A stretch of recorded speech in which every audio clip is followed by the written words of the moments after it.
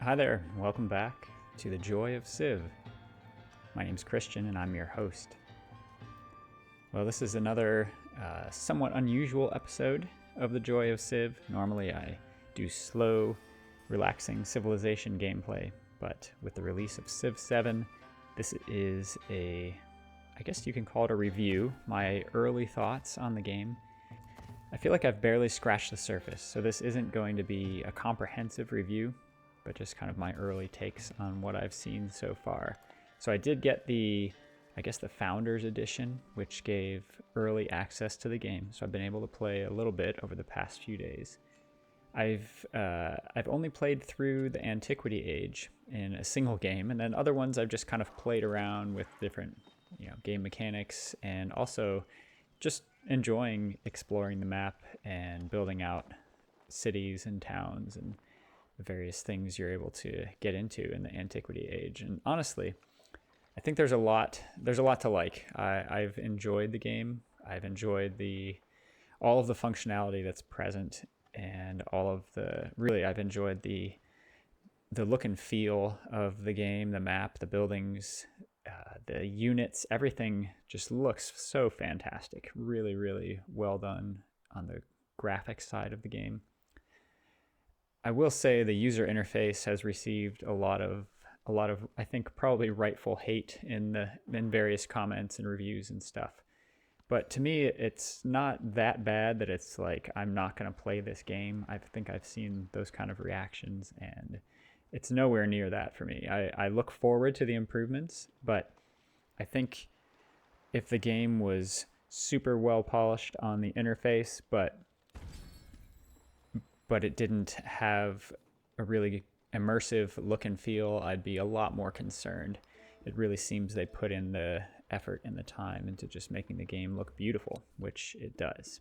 I think other stuff I'm seeing is I really enjoy the variety, the different leader combos, the different civilization combos, the various, like as you advance through the trees, the option to go with another item in the tree, or to do I can't remember what it's called, where you basically get the second level of a same tech or civic. And yeah, really, I think the thing that it's making me see is there's so much depth and replayability here in the game as it stands, that the extra bonus features that they're going to be releasing here soon that are part of the Founders Edition, I think I'm probably hardly going to scratch the surface of those, probably for years, honestly, at the rate at which I play, which isn't very high. And so I think it maybe didn't pay off to get the Founders Edition here, but we'll see. I'm not disappointed in what I've seen so far. And I also really like the independent powers. I think they are a nice combination between city-states and barbarians, and they really make sure that you don't just build buildings and ignore the military aspect of the game, because you will be in some serious trouble if you do that. So that's been kind of a neat thing to explore, and I like the way you can still get some influence over them, have them become allies with you and that sort of thing.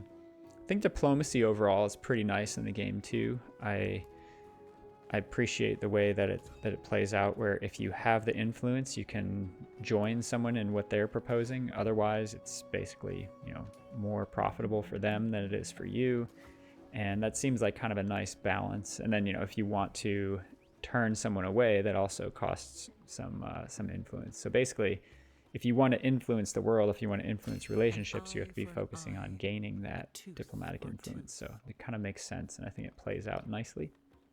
Other things that I'm not super excited about, I knew I wouldn't like this, but the way the animated leaders face each other and have little interactions and stuff, it just doesn't have the same immersive quality to me as when a leader on the screen is kind of talking right at the player, interacting. So that's one thing I kind of knew going into the game I wasn't going to like, and it's just been confirmed. I have a bit of hope that they're going to change that up. When you load up the game on the main menu, the leaders are looking right at you and kind of have the appearance like they could be interacting just like they did in Civ 6. So maybe that'll be an option or something they'll go toward. I don't know. That could be a fairly extensive rework, so I'm not holding my breath on that one, and it's also not a huge deal breaker for me either. Another thing that I found a little disappointing in the Founders Edition is there was a special palace skin for people who bought the Founders Edition, and it basically looks like a Barbie mansion, and anytime you play any Civ, you get that as your palace rather than the one that matches the look and feel of that Civ. So I turned that off as soon as I realized that's what was going on, because it kind of ruins the immersion and just is not a real edition and not something I feel great about having paid for. But there you have it. A few things that I feel kind of neutral about are commanders, honestly. I am not a huge, I guess it depends on the game, on whether I'm playing kind of in a warmongering style or whatnot, but in my limited use with them so far, I just feel it's kind of awkward. Like, you get a commander moved up near somewhere and then you try to unpack, but maybe there's other units around or the terrain is not favorable, and so basically you wind up with maybe a couple units where they're useful and a couple other ones where they aren't. And I kind of feel like if I was able to move the army in more organically, maybe it would make sense. And really, maybe it's my play style I need to adjust, kind of unpacking before I'm up to the battle line and, you know, taking a few strategic moves to get my troops into place rather than just popping them out. So that could be just kind of a learning curve for me. And let's see, another thing that I'm kind of neutral on is the tile movement cost. I think the rough terrain, I just haven't adjusted to the fact that there can be kind of a flat looking tile that has a couple rocks on it, and then all of a sudden you can't move, you know, that you basically get stopped in that tile.